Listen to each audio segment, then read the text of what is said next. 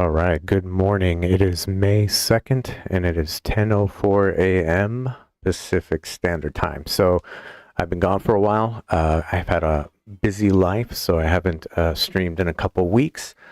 We got a lot to go over. We got to catch up on the last forecast, which I believe we got 2 successful hits, but we'll go in that later. I wanted to start doing the monthly planetary alignment sort of call out and just kind of list everything out as planetary alignments, as certain planetary alignments do theoretically, and I believe we can prove it theoretically, that certain planetary alignments, particularly with Jupiter and Saturn being the biggest, do affect seismic events, and both increasing the frequency and the magnitude of seismic events, earthquakes and volcanoes. Excuse me, I had to clear my throat. So here we are. We're going to start with the planetary alignments. I'm going to be going back and forth between that tab and this tab, and I'm going to list out the alignments that we want to focus on for the month of May 2025. So let's get into it. I muted the sound. The solar system scope plays this music or something. It's actually not that bad, but I wanted to keep it off. So I have some settings. This isn't how it looks when you first go on this page, but if you go over here, you can mess with the settings. It's really easy to do if you want to follow along. So again, we're looking at today. It's going on 10:05 a.m., May 2nd, 2025. So if we look here just in our inner heliospheric neighborhood here, not really seeing anything. You can always click and drag this along the orbital lines, and if you look at the date down there, it'll move, so you can see the days when, you know, there'll be a different alignment. So it looks like right near the end of May, if we can go back just to get it as accurate as possible. So I'll add this one later because it's at the end of the month. I just wanted to show you that how you can move these around and it actually, you know, goes to the date. So let's go back to where we are today. Roughly, it doesn't have to be exact. So not seeing anything major in our inner neighborhood right here. Now, if we zoom out a little bit, I'm scrolling down on my mouse wheel. I believe we did have I think it was last month, it might have been March, we had the solar concentric alignment with Earth, Sun, and then Saturn. And yeah, so not seeing anything there. So what we would want to see is either an alignment starting with the sun and going out from the earth and something out here. If we zoom out, nothing out there. So then we're going to want to look going this way, earth, sun. And if we look out at this angle right here, I'm not seeing anything. All the planets go in this direction. So I think we would be more likely to have, let's see, probably in alignment with Uranus, which isn't one of the major ones, but let's move Earth out a little bit, but I'll see if I can do this like this. Yeah, so we move this, and we're going all the way. Wow, it looks like that Mercury one might not be the only real alignment we're looking at. Sometimes when we see like these alignments, like if I could show you right here, Venus, which is our neighbor, around this, let's kind of dabble with this. Okay, so around May 16th, Jupiter is going to align with Venus, and since we're in the kind of the neighborhood right there, I wouldn't say this is really major. I wouldn't even note it down, but it's just something to keep in mind. If the planetary alignments are going to play in any role, this is probably like a real minor one. Let's see. Yeah, I'm not really seeing much here, guys. So let's go back to, let's see, what was it, May 29th. So this one I think would probably be something to keep an eye on. We can zoom in a little bit. Earth, Sun, Mercury. This alignment right here. I'll go into more detail. We have a lot to go over today, so I don't want to spend too much time on this. There are other alignments that do have effect on seismicity. It's not just, you know, the sun in the middle between two planets, or Earth, you know, sun, Earth, and then maybe a larger planet out here. There are other alignments, and they have different effects on certain things. I'm thinking maybe I should make a separate video on that to actually explain how the planetary alignments work. So I'm making a mental note of that. I'll make a video or a live stream of that I don't know, soon. That'll be coming soon, and then I'll go over the details, and then we can, just to, get you caught up on exactly what I look at as far as like the planetary alignments and how they can and do affect seismicity here on Earth. So let me zoom out a little bit and just make sure we're not looking at any real big ones. So like Earth, Sun, Uranus, maybe. I'm not a big fan of that, but that's more in the middle of the month. So I would just say this one for Sun, Mercury, again, I think it's, probably going to start around May 29th. And then, probably peak like right at the end of the month. So I'll just put that here.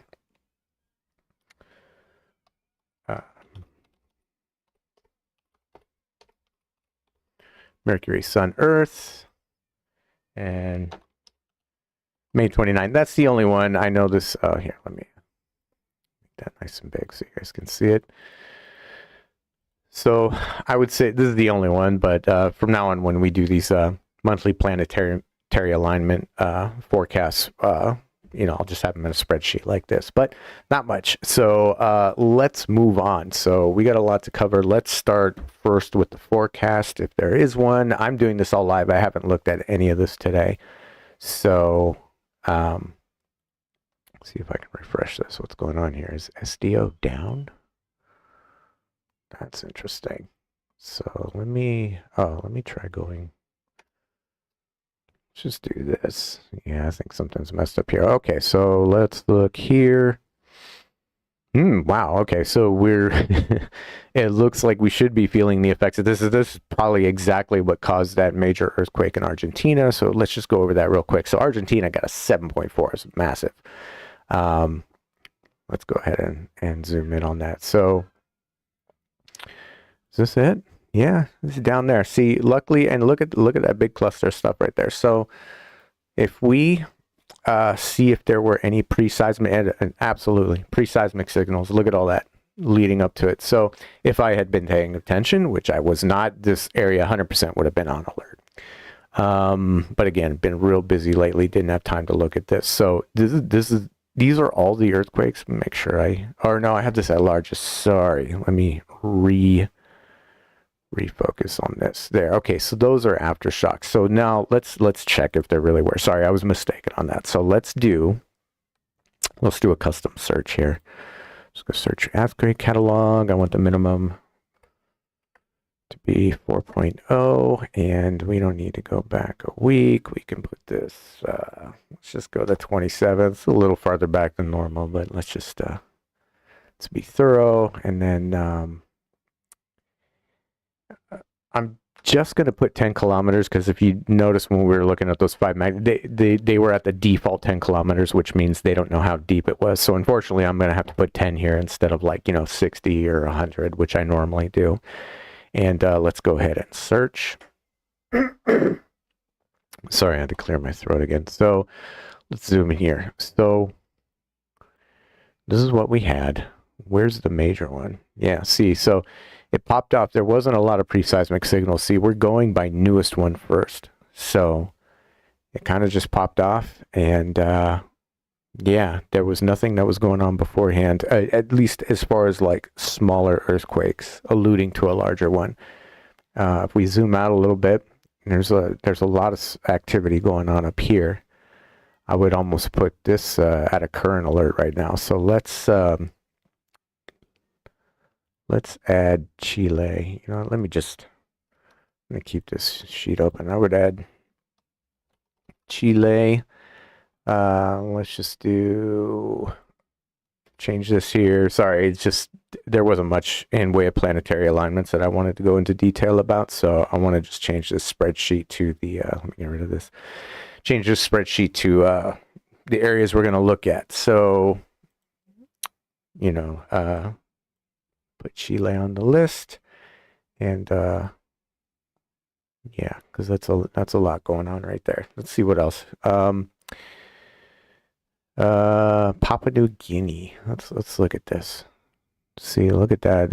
You see, so when we look for pre-seismic signals, look at the depth here. So 60 kilometers and higher, and we're getting all these 4 magnitude, 5 magnitude at these depths. That would allude to something higher, and in this case it does. So we went 4.9, 5.2, down to 4 again, 5, and then we went almost up to 6. So I would put this area Papua New Guinea, Solomon Islands. So I'm going to just write PNG / Solomon Islands. Did I spell that right? I think I spelled that right. Let me, let's just get rid of that. And again, let me make all these about 18 so you guys can see it. PNG Solomon Islands. At the highest risk right now. And this watch period, again, looking at just the 211 angstroms view here. Let me just go ahead and generate a movie on this real quick, just for the last 24 hours. We don't need to go too far into the past here because we're just doing... That coronal hole is already past facing, I mean, it's still kind of facing Earth, but the forces of it, like this watch period, because of this coronal hole, I would only, another 48 hours, maybe another 2 days. 211 is my favorite for coronal holes, and it should be yours too, in my opinion. Okay, so let's just get this going. Going to take a minute here. We'll come back to this. Let's look at if we have any more pre-seismic signals. So I see a cluster of events right here. Philippines, Indonesia. Let's see here. Let's zoom out. Like, where's the real... Yeah, this area right here. So, like this area in between Indonesia and the Philippines. Indo...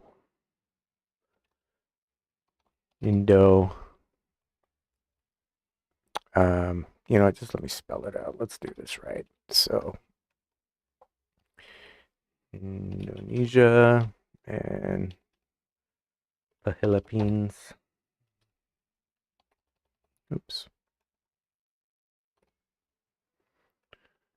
So, the area in between, it's kind of clustering between those areas. We're going to look more at some stuff before we start changing the colors and start ranking them at which is the highest risk and the lowest risk and all that. All right, so let's go back, see what other pre-seismic signals we could look at. Maybe Japan, a little bit. Alaska, 50-50. Don't feel too strongly about that. And we got these two, so let's go down over here. So we've seen some interesting activity past couple of months here. Both New Zealand, the area in between New Zealand and the Tonga-Fiji region up here. So I would kind of put this area right here. It's in the ocean, so I'm not, I'm just going to do NZ and Tonga-Fiji. So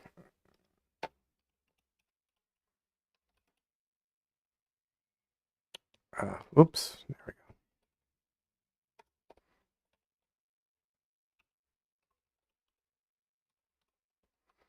Tonga and Fiji are really small, so I usually I put them together, and they have that whole like oceanic area of plate boundaries surrounding them, and they get a lot of deep quakes, like a lot. They get them pretty frequently down there, so nothing new for that area of the world. Okay, so as far as pre-seismic signals in the way of 4 or 5 magnitude at depth, or what we call blood echoes.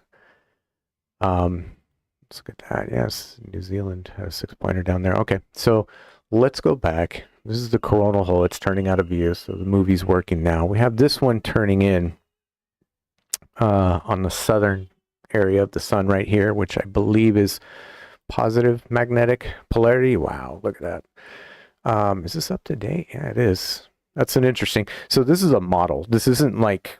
So like when we look at Solar Dynamics Observatory, I'm sure I've pointed this out ad nauseum. This is actual like a live stream of the sun and a spectrum of light. It's 211 angstroms. But over here, this is a model. This is a statistical model that they make based off data that they have from satellites. So this isn't really a live view, and at times could not be accurate as a result. But yeah, they have this whole northern solar polar field is basically you know, a third uncovered by the sun. If it is, it's not that powerful because, again, when we look at the live view of the sun, we kind of see some slightly darker areas right here, but the only real dark areas that are like the real deep coronal holes are right here. So we have this area turning in. We'll get to that later. It's not really transequatorial. It's down here. Could have some minor effect, but unless it expands, unless it moves and starts coming up here more to the, you know, the equatorial line, which is like the plane that Earth is on. The satellites that view the sun are on the same orbital plane as Earth. So when we look at the, you know, what we would call the equator, which, you know, it's just the equator on the sun from our view from Earth. We want them to cross to be transequatorial, basically. So we did that. Not too worried about the one turning in. So for the next 48 hours, we have those three areas I listed, but let's start looking at the low pressure cells. So that area in Japan that was getting quakes, this is this low pressure cell feeding in charged particles there. Those two Alaska quakes we saw. Nothing too unusual in this area where they're seeing some events down here. However, that cluster we're seeing right here, we have all these high pressure cells feeding into this area right here, and it looks like they're coming in fast and just kind of hovering right there. And that could explain this cluster of events we're seeing right here. So let's go back to the mean sea level pressure and check. Yep, right here north of New Zealand. If we go back and look at that little cluster right there, it's a little bit north of the strongest part of that low pressure cell. Actually, no, it's almost right on the button there. Let's look at that again. So, no, it's a little bit north. Yeah, so it's right up here, low pressure cell feeding in this area right here. And let's go over to that Argentina quake. So, yeah, we don't often see that large a magnitude this far south in South America, but if we look at the earthquake map, we can go down there, this plate boundary right there. It's exactly where it happened. So if we look just beneath in that area, that means sea level pressure. Yeah, that explains it. And the thing is, the closer you get to the poles, the more you're going to see these large low pressure cell areas. So that's the South Pole. That's one reason why Alaska, you'll often hear me say I'm 50-50 on Alaska getting a major quake with the typical signals we see that are pre-seismic, because you're often going to see very large and powerful low pressure cells up here. So let's go down. So yeah, low pressure cell. To be 100%, yeah, I don't know that I would have put this on the alert, and I don't have the older data to go back and check, but let's look at the OLR anomalies and see what we can find, because also this Chile area, kind of tricky here. So when it's gray like this is actually, you can barely see it here. So let's kind of see it right here with the mean sea level pressure map on the earth.noschool.net. Basically, these gray areas, this is the high pressure cell. The yellow is sort of the transition area in between the high pressure and low pressure cell. So okay, so here's a great example. So we go from gray to yellow to purple to red. It's not often you'll see red like up in the areas where there's actually people living and stuff, and civilization, cities and stuff like that. But anyways, zoom in a little bit. So this would be the highest, the highest altitude. This is the, this high pressure cell, and then it starts coming downward, and that's when they give it a yellow color, and then it feeds into purple. Purple is low pressure cell, and then red is super strong, low pressure. That's would be like the lowest. So if we go back over here to Chile in this area we were looking at, we kind of see this dark area right here. And if we look back at where those earthquakes are occurring, kind of zoom in a little bit. Let's see, try to get this accurate here. Oops. Yeah, yeah, right in that area. So low pressure cell. This area gets earthquakes a lot around that size. I wouldn't be too alarmed by this, but the number does definitely raise an eyebrow. I would keep an eye on this area. And if this is orange, I believe that means that people felt it and they reported feeling it. Let's zoom out a little bit. I want to look at this southern Mexico, Central America area. So, oops, keep going to there. So, zoom back out. Yeah, so some low pressure cell activity here. I'd put them at low to medium risk over the next 48 hours. And then let's just give this area a little attention real quick. Yeah, I wouldn't. Nothing here indicates U.S. West Coast as of now. Again, this could all change tomorrow, and if it does, I'll update. I'll try to be more tentative here. So let's go back to, let's go check the outgoing long wave radiation. And again, these are charged particles that are slowly emanating upward from the lithosphere. So if we go down to, did I pass it? No, here we go. Daily OLR anomalies. So keeping in mind the areas that we kind of looked out and called out already, that's where we got that big earthquake. This isn't a real strong OLR anomaly. I wouldn't have looked at that and called it out just to keep it 100% here. But look, if we look at that, let's go back and look. I think there was an earthquake right there in New Zealand. Zoom in a little bit. Where exactly was that? So go back. Let me just get rid of this. I don't use that anymore. Yeah, in that general area, yeah. I guess that would explain that. And then if we look, where is, okay, so yeah, kind of hard to see on this map, but let's go back. Here, zoom out. Okay, these two clusters, so this area between Philippines and Indonesia, and then this cluster right here, Papua New Guinea. It's actually probably more Solomon Islands, but let's go back and look. The OLR anomalies in that area. So again, in the same area right here in between, you know, Northern Australia and, you know, PNG, Papua New Guinea, PNG, that's Papua New Guinea. And then this area right here does have some slight outgoing long wave radiation anomalous activity right there. Nothing too powerful. Again, this goes from like brown. This is a, you know, positive polarity. So we're going from like brown being the highest positive polarity into orange and then to yellow. And then it gets into the negative polarity, which is like a light blue, dark blue, purple, and then red being like the strongest. You'll often see, not often, but it's common you'll see red OLR anomalies in the ocean between Australia and Indonesia, Papua New Guinea, these areas right here.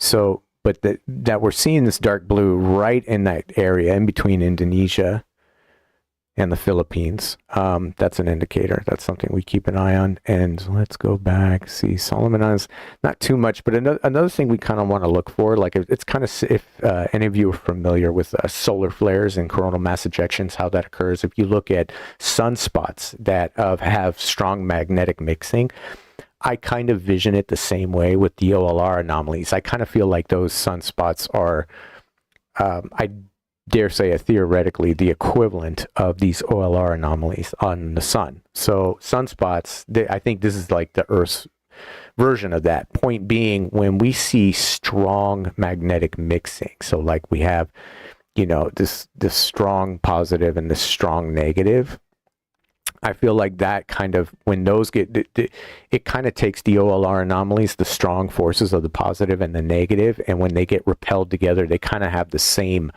physics behind them as you would see like a sunspot when it pops, or like a solar flare. So I kind of feel like this kind of pushes those charged particle upwards, and then those meet with the low pressure cell activity. So all these charged particles coming in from space, they come into these darker areas. Those are low pressure cells, and then they meet with the outgoing long wave radiation charged particles. And when we see, sometimes when I see strong magnetic mixing like this, we'll see large events in those areas.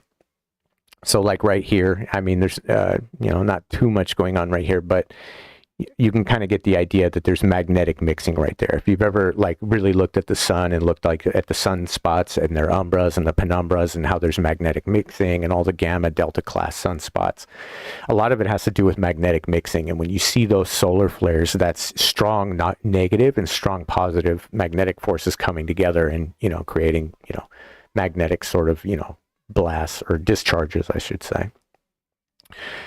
So yeah, so those three areas, this area up here in Japan, outgoing long wave radiation, not seeing much there, but they do have this big low pressure cell right here feeding into it, and not much pre-seismic activity. Actually seeing more activity up here. Let's go back and look at that again.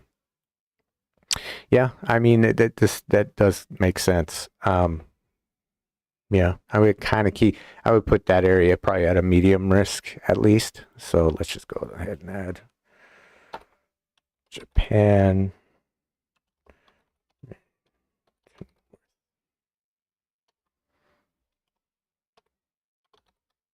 Some CYA there, mid to northish. So let's go back to, okay. Yeah, so I think that about does it for the forecast. That's what I'm seeing. That's what I'm looking at.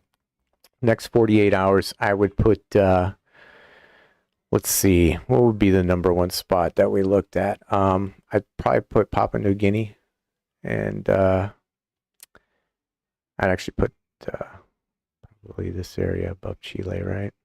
Yeah. I think these are probably tied. New Zealand, Tonga, yeah, and Japan down here at the bottom. So I think in order, I think more likely going to see 6 magnitude or higher here in the next 48 hours, followed by Philippines and Indonesia, and then actually, you know what? I think probably, and again, I'm just like kind of estimating here. I would imagine, or I would think that more likely to see 6 magnitude or higher in New Zealand and that Tonga Fiji region and that whole area in between right here. Just go back in so I can show you what I mean. A lot of the stuff happening in the ocean. It's not likely going to affect anybody. Even like a 7 magnitude probably wouldn't be that big of a deal. You might get a little tsunami warning, but you know, I think, you know, the worst thing that'll happen is you're going to have a bunch of unruly surfers at the beach causing trouble. So let's go, and we did the planetary alignments. Yeah, so this is what we're looking at. I think these are the top areas that I would look at. If it does happen in Japan, and again, this could all change because like these things don't stay the same size. They don't, you know, stay in the same place either. So if this area moves down, you know, maybe southern Japan would also be included, or if it moves up, you know, it would just, you know, add to the activity we're seeing there up there. And the same thing with these areas. You know, these there could be a darker low pressure cell like this right here. Like this could actually expand, and then I would put the Philippines at a higher risk. So if this expands, and it could change location. It could also move down south. This area, not too much going on in the way of low pressure cells. However, if you look at how fast all these are moving, and then sometimes you won't see like these real dark areas, but what you'll see like these really slow moving lines right here, especially like right there. If you look at that point, like right there, you see how it's just coming from all these different directions, and then it kind of just slows down. And these are all like, it carries charged particles. So all these charged particles are just going to be hovering right there. And if we go back and we look at the map, and look at that one little spot right there, it's like, it's all right in that area. Right, and it's just coming in slowly, hovering in these areas right here, and that's where you see these things. You see these little events happening, and it's not 100% that means okay, yeah, a big one's going to come. However, the chances have significantly increased at that point. So, zoom out again. We go back and look at New Zealand one more time. See, they have that low pressure cell area right here, but then there's not much in the way of a low pressure cell right here, but all these charged particles rushing in from the upper atmosphere, kind of just like hanging out right here. And then what do we see? So I would keep an eye on those areas. I keep this list the same. This coronal hole wasn't really too massive. If you look at these statistical models, again, these are models that are created using statistics and data. So sometimes it maybe if they have missing data, or if it's incomplete, these models won't be as accurate of a reflection as possible. That's why I usually only look at this, the potential field source surface model. You can go to Gong and look at this. I usually just do this to get an idea of like what's possible as far as the coronal holes expanding, like these dark areas getting bigger and larger, but also to see what polarity they are. So I don't see any here. See if I can scroll down. Well, guess not. So if you ever see green on here, that means it's positive polarity. You see red, that's of negative electromagnetic polarity. And right now, because every 33 years or so, the magnetic poles flip on the sun. So sometimes you'll see the red will actually be the southern solar polar field, and then the green will be the northern. But because of where we are in the solar cycle right now, red, which is the more positive, it's negative electromagnetic polarity, and it's an extension of the northern solar polar field. So whenever you see the red is stronger. The negative polarity is stronger for the solar polar fields. So it's rather large, but when you actually look at the coronal hole, it's not that big. Big enough to give us that 7.4. And again, we're at that point in the solar cycle where we definitely see larger earthquakes, because whenever you hear the term sunspot maximum, where sunspot numbers go up, and that's where we see the biggest flaring and the largest coronal mass ejections, once sun maximum or solar maximum peaks and it starts to come down, when it starts to come down from solar maximum, that's typically where we see the largest magnitude earthquakes. So this all makes sense that we're seeing these much larger earthquakes now, because we've peaked out at sunspot maximum. We're starting to come down from sunspot maximum. So when we start to come down from sunspot maximum, that's when we get the largest magnitude earthquakes. And you can go back and look at this historically, and it all lines up. So I think that's about it for the forecast. I don't want to go back too far. If you go back, I think it was April 22nd or April 20th, I did put Indonesia and one other place, I can't remember, I'd have to go back and check, on the alert for 6 magnitude or higher. And both of those were hits. Both of those were successful forecasts. You can go double check and keep me honest there, but I'm almost 100%. I know I for sure called out Indonesia. Indonesia did get a 6 magnitude in that time window when I forecasted it. And then there was another one. I honestly don't remember, but I did make a mental note of it. And obviously I forgot. Again, been really busy with other life stuff, but yeah, so those were the 2. And then I haven't done a forecast since then, but yeah, I think that's about it. So the next 48 hours, these are your top. I would say this area the highest. It's almost a tie with Philippines, Indonesia, that area in between there. And then that whole area we went over, New Zealand, Tonga, Fiji area, Chile. I would almost, yeah, you know what? I think I would put Japan above Chile. I think Japan and Chile on medium risk, and then these top 3 up here at the highest risk. So I think that is it for today. Again, if you guys have any questions or comments, I don't care what they are, I'll respond. And I love talking about this stuff. So if you have any questions, feel free. If you like what I do here, like, comment, subscribe, and whatever else the YouTubers ask you to do. That stuff helps, allegedly. So I think that's about it. Quake, watch out.